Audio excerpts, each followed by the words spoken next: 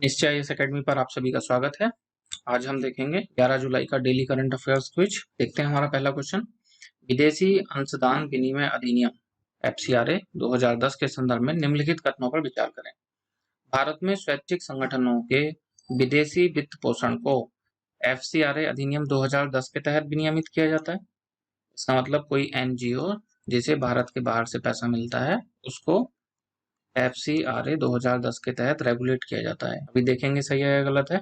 Number 2, अधिनियम के तहत संगठनों को हर 3 साल में खुद को पंजीकृत करने की आवश्यकता होती है। ऐसा नहीं है एक बार पंजीकरण कर दिया तो फिर हमेशा के लिए हो गया, क्या हर 3 साल में करना पड़ता है। नंबर 3, इसे गृह मंत्रालय द्वारा कार्यान्वित कराया जाता है एफसीआरए एक्ट को। देखते हैं चर्चा में क्यों है। अभी 3 फाउंडेशन है, Rajiv Gandhi foundation, Rajiv Gandhi charitable trust और इंदिरा मेमोरियल ट्रस्ट। तो गृह मंत्रालय ने कहा है कि इन्होंने कुछ कानूनों का उल्लंघन किया है और उसकी जांच के लिए एक अंतर मंत्रालयी समिति बनाई गई है। कौन कौन से एक्ट हैं वो? Prevention of money laundering act PMLA and foreign contribution regulation act FCRA. तो एफसीआरए के तहत चर्चा में है। सरकार का कहना है कि राजीव गांधी फाउंडेशन और राजीव गांधी चैरिटेबल ट्रस्ट इसने एफसीआरए के तहत रजिस्टर करा हुआ है, तो ये विदेशी अंशदान ले सकता है, जबकि इंदिरा मेमोरियल ट्रस्ट ने नहीं किया हुआ है, इसलिए ये विदेशी अंशदान नहीं ले सकता। इस कारण ये चर्चा में है। तो एफसीआरए एक्ट देखते हैं, 2010 में लाया गया था। इसके द्वारा जो भारत में स्वयंसेवी संगठन है, जो एनजीओस हैं, उनको जो विदेशी अनुदान मिलता है उसको रेगुलेट करा जाता है इसके माध्यम से, और इसे गृह मंत्रालय ही क्रियान्वित करता है। एक बार इसमें पंजीकरण 5 वर्ष के लिए वैलिड होता है और प्रत्येक 5 वर्ष में पुनः पंजीकरण करना पड़ता है। जो हमारे क्वेश्चन के पॉइंट हैं वो हमें मिल गए, ये बाकी वाला आप पढ़ लेना, ये इतने काम का नहीं है। पहला पॉइंट, भारत में स्वैच्छिक संगठनों के विदेशी वित्त पोषण को एफसीआरए एक्ट के तहत रेगुलेट किया जाता है। ठीक है। अधिनियम के तहत संगठनों को हर 3 साल में पंजीकृत नहीं, हर 5 साल में पंजीकृत करना पड़ता है, इसे गृह मंत्रालय क्रियान्वित करता है। ये भी ठीक है। पूछा है कौन से कथन सही है, तब आंसर क्या हो जाएगा 1 और 3। नेक्स्ट, ओपन स्काई नीति मुख्य रूप से संबंधित है मुक्त व्यापार क्षेत्र से, नेविगेशन की स्वतंत्रता से, एयरलाइंस ऑपरेशन से, लॉजिस्टिक सपोर्ट एग्रीमेंट से। ये देखते हैं क्यों चर्चा में है। हाल ही में संयुक्त अरब अमीरात यूएई ने भारत के साथ ओपन स्काई समझौता करने की इच्छा जाहिर की है। यूएई भारत के साथ ओपन स्काई समझौता करना चाहता है, जिसलिए चर्चा में है। और साथ ही में यूएई ने बोला है कि ओपन स्काई नीति को 5वीं और 6ठी हवाई फ्रीडम से अलग करके देखना चाहिए। ये 5वीं और 6ठी हवाई फ्रीडम भारत और यूएई की एयरलाइन के मध्य खटास का कारण है। तो हम देखेंगे इसमें ये ओपन स्काई समझौता क्या है जिसमें हमारा क्वेश्चन है, और साथ ही में हवाई फ्रीडम क्या होती है इनको देखेंगे। दोनों ही हमारे काम का है। ओपन स्काई नीति, इस समझौते से दोनों देश के बीच कनेक्टिविटी, जो एयर कनेक्टिविटी होगी वो, तथा यात्री संचरण को बढ़ावा मिलेगा। अबाध रूप से दोनों एक दूसरे के यहाँ आ जा सकेंगे और हवाई किराए में भी कमी होगी। राष्ट्रीय नागरिक उड्डयन नीति 2016, भारत में राष्ट्रीय नागरिक उड्डयन नीति 2016 के तहत सरकार सार्क देशों के साथ और नई दिल्ली से 5000 किलोमीटर की दूरी वाले देशों के साथ पारस्परिक आधार पर ओपन स्काई समझौता कर सकता है।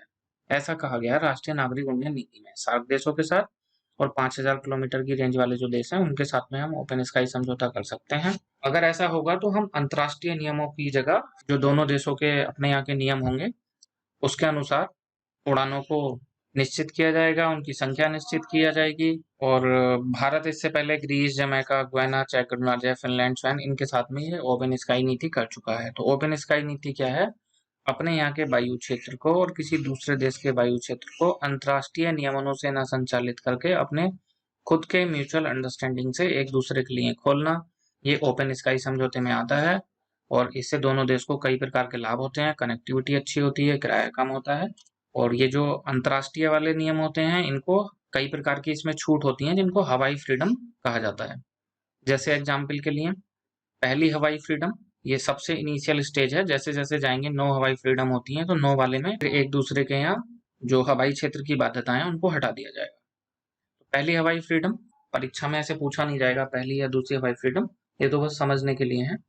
किसी वायुयान को अपने गृह राज्य में उड़ान भरने की अनुमति, ये हमारे देश के ऊपर वो उड़ान भर सकता है, में हवाई क्षेत्र में उड़ान भरने की अनुमति, उतरने की अनुमति नहीं होगी लेकिन यहाँ से यात्री ले जाने की अनुमति नहीं होगी, तो उसको क्या बोलेंगे, पहली हवाई फ्रीडम। दूसरी हवाई फ्रीडम में हम उसे देश में उतरने की भी अनुमति दे देंगे, फ्यूल के लिए या किसी चीज के लिए, लेकिन यहाँ से पैसेंजर नहीं ले जा पाएगा। तीसरी और चौथी हवाई फ्रीडम में हम उनको उतरने की भी अनुमति दे देते हैं, और वो जो देश है वो हमारे देश में अपने वायुयान को उतार सकता है और यहाँ से यात्रियों को अपने देश ले जा सकता है। पांचवी और छठी हवाई फ्रीडम में वो न केवल अपने देश को यात्री ले जा सकता है, बल्कि यहाँ से किसी अन्य देश को भी यात्री ले जा सकता है। तो इस प्रकार से धीरे धीरे ये क्षेत्र खोला जाता है अंतर्राष्ट्रीय नियमों के अनुसार, और दो देश अपने म्यूचुअल अंडरस्टैंडिंग से भी इसे ओपन कर सकते हैं, ओपन स्काई समझौते के माध्यम से। देखते हैं क्या आंसर हो जाएगा। मुक्त व्यापार क्षेत्र, नेविगेशन की स्वतंत्रता, सही आंसर होगा एयरलाइंस ऑपरेशन। ओपन स्काई नीति किससे संबंधित होती है, एयरलाइंस ऑपरेशन। नेक्स्ट, कृषि अवसंरचना कोष के संदर्भ में निम्नलिखित कथनों पर विचार करें। ये pan India central sector scheme है। पैन इंडिया आप समझ ही गए, अखिल भारतीय, पूरा देशव्यापी, और सेंट्रल सेक्टर की स्कीम है, मतलब जो योजना होगी उसका 100% अनुदान केंद्र सरकार करेगी। ये ऐसे केंद्र और राज्यों की भागीदारी से नहीं चलाई जाएगी, अगर भागीदारी से चलाई जाती है तब उसको बोलते हैं सेंट्रल स्पॉन्सर्ड स्कीम। ये सेंट्रल सेक्टर है तो मतलब इसमें टोटल पैसा केंद्र सरकार के द्वारा लगाया जाएगा। देखते हैं अभी ये सही है या गलत है। ये योजना फसल कटाई के बाद बुनियादी सुविधाओं को डेवलप करने के लिए एक दीर्घकालिक ऋण वित्त पोषण के रूप में उपलब्ध कराई जाएगी, और साथ ही व्यवहार्य परियोजनाओं में निवेश के लिए इस कोष से पैसा दिया जाएगा। इसको भी देखते हैं अभी। इसका प्रबंधन निगरानी एक ऑनलाइन प्रबंधन सूचना प्रणाली के माध्यम से करा जाएगा। चर्चा में क्यों है? सरकार ने हाल ही में कृषि अवसंरचना कोष को एक नई देशव्यापी केंद्रीय क्षेत्रक योजना के रूप में शुरू करा है। तो एक आंसर तो पता चल गया, देशव्यापी केंद्रीय क्षेत्रक योजना है, पहला स्टेटमेंट सही हो जाएगा। पैन इंडिया भी है और केंद्रीय क्षेत्र की योजना भी है। दूसरा, ये फसल के बाद बुनियादी ढांचा का प्रबंधन करेगी, जैसे फसल के बाद में जो लॉजिस्टिक होंगे, गोदाम होंगे, जो वेयर हाउसेज होंगे, उस तरह की चीजों में निवेश करेगी। और ये एक दीर्घकालिक ऋण योजना है, वर्ष 2020 से लेकर वर्ष 2029 10 वर्ष के लिए इसे लाया गया है। तो जो हमारा दूसरा स्टेटमेंट है वो भी करेक्ट हो जाएगा। और ये जो कृषि अवसंरचना कोष है, इसकी प्रबंधन और निगरानी ऑनलाइन प्रबंधन सूचना प्रणाली प्लेटफॉर्म के माध्यम से करी जाएगी। तो जो हमारा तीसरा स्टेटमेंट हो जाएगा वो भी ठीक हो जाएगा। देखते हैं आंसर। नई pan India central sector scheme है, ठीक है, कटाई के बाद की बुनियादी सुविधाओं के लिए है, इसको आप ध्यान रखेंगे, कटाई के बाद की, पूरा कृषि क्षेत्र की बुनियादी सुविधाओं के लिए नहीं, कटाई के बाद वाली जो बुनियादी सुविधाएं होती हैं उनके लिए है। दीर्घकालीन ऋण वित्त पोषण सुविधा है, तो ठीक हो जाएगा। इसका प्रबंधन और निगरानी एक ऑनलाइन प्रबंधन सूचना प्रणाली के माध्यम से करी जाएगी, ये भी ठीक हो जाएगा। तीनों सही हैं, तो सही आंसर क्या हो जाएगा, डी। यहाँ सी है, ये सी नहीं आएगा, क्या आएगा, बी 1, 2 और 3। नेक्स्ट, यदि आप भारत से मंगोलिया तक सड़क मार्ग से यात्रा करते हैं तो उन देशों की न्यूनतम संख्या क्या होगी जिससे होकर आप गुजरेंगे, मूल और गंतव्य देश को छोड़कर। इसका मतलब भारत और मंगोलिया को छोड़कर कितने देशों से आप गुजरेंगे। तो चर्चा में क्यों है, ट्रेडिशनल क्वेश्चन है इसलिए चर्चा में है, उस पर हम पहले भी चर्चा कर चुके हैं। अभी जब हमने देखा था गुरु पूर्णिमा, या जिसको आषाढ़ पूर्णिमा भी कहा जाता है, महात्मा बुद्ध ने अपना प्रथम उपदेश दिया था इस दिन।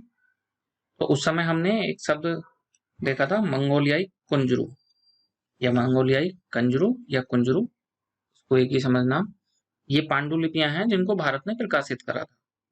तो जिस वजह से मंगोलिया कुंजरू ये चर्चा में था, इसका जो अर्थ था वो भी हमने देखा था कि भगवान बुद्ध के आदेश होते हैं, और भारत ने ऐसा राष्ट्रीय पांडुलिपि मिशन के तहत किया था, इसको हमने नहीं देखा था, तो इसको भी आप ध्यान रखना।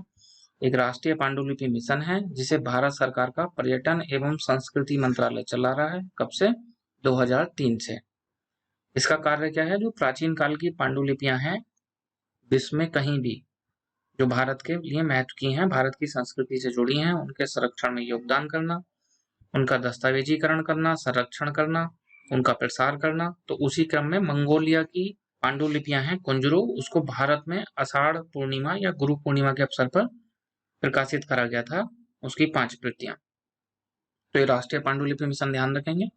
और मंगोलिया चर्चा में है तो मैपिंग का एक सिंपल सा क्वेश्चन बना दिया, कहाँ है मंगोलिया, ये देखिए, ये है मंगोलिया, ये चाइना, ये है अपना बांग्लादेश, ये नेपाल, ये भूटान। तो भारत से अगर आपको मंगोलिया जाना हो तो न्यूनतम कितने पड़ेंगे, अधिकतम तो आप कितना भी घूम के चले जाओ 10-20 देशों से, न्यूनतम देखिए भारत से सीधा चीन होते हुए मंगोलिया जाया जा सकता है। ठीक, तो इसका आंसर क्या हो जाएगा, केवल एक, क्योंकि मूल देश भारत और गंतव्य देश मंगोलिया को काउंट नहीं करना है। तब सही आंसर इसका क्या हो जाएगा, 1। नेक्स्ट, खसरा के बारे में निम्नलिखित कथनों पर विचार करें। यह एक पैरामाइक्सो वायरस के कारण होता है। सामान्यतः संक्रमण के प्रारंभिक लक्षण 3 से 4 दिनों में दिखाई देते हैं और वर्तमान में मीजल्स, ये खसरा को मीजल्स भी कहते हैं, तो इसके लिए कोई विशिष्ट ड्रग्स या टीके निर्मित नहीं है। कौन से कथन सही हैं, यह हमें चयन करने हैं। सबसे पहले देखते हैं चर्चा में क्यों है। तो हाल ही में WHO ने, वर्ल्ड हेल्थ ऑर्गेनाइजेशन ने श्रीलंका और मालदीव को खसरा और रूबेला से मुक्त देश बताया है, घोषित करा है और कहा है कि यहाँ से इनका उन्मूलन हो चुका है। क्राइटेरिया क्या है WHO का, किसी देश में अगर लगातार 3 वर्षों तक खसरा और रूबेला वायरस के स्थानिक संचरण का कोई साक्ष्य नहीं मिलता, तब उसको खसरा और रूबेला से मुक्त घोषित कर दिया जाता है।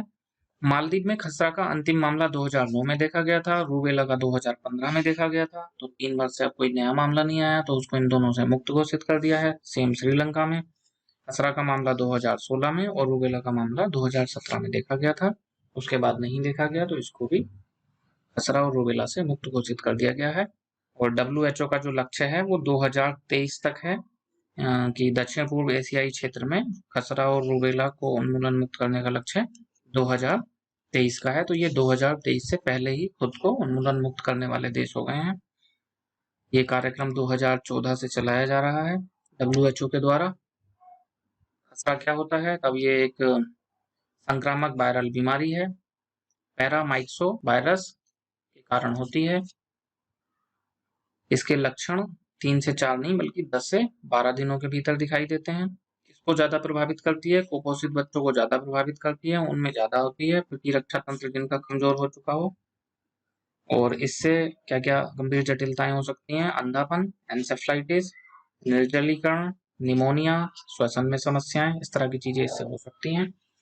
और इसके लिए टीका बनाया जा चुका है, अगर समय पे इसका टीका लगवाया जाता है तो फिर खसरा होने की संभावना नहीं रहती। जिसने थोड़ा भी साइंस पढ़ा होगा तो उसको पता होगा कि भारत के टीकाकरण कार्यक्रम में खसरे का टीका लगाया जाता है। तो तीसरा स्टेटमेंट तो वैसे ही एलिमिनेट हो जाएगा कि कोई विशिष्ट ड्रग या टीके नहीं है, गलत। भारत में ही इसका टीका लगाया जाता है, मीजल्स का, खसरे का। ठीक, यह पैरामाइक्सो वायरस के कारण होता है, ये ठीक है। दूसरा स्टेटमेंट भी इसका गलत हो जाएगा, 3 से 4 नहीं 10 से 12 दिन में। तो सही क्या है, केवल 1। सही पूछा है तब आंसर क्या हो जाएगा, केवल 1। यहाँ लिख दें सही नहीं है, तब आंसर क्या हो जाएगा, 2 और 3। अगर ये क्विज आपको पसंद आती है, आप इसे लाइक करें, अपने फ्रेंड्स के साथ शेयर करें, निश्चय इस अकेडमी को सब्सक्राइब करें। इस क्विज की PDF आप डिस्क्रिप्शन सेक्शन से डाउनलोड कर सकते हैं। आज के लिए इतना ही, धन्यवाद।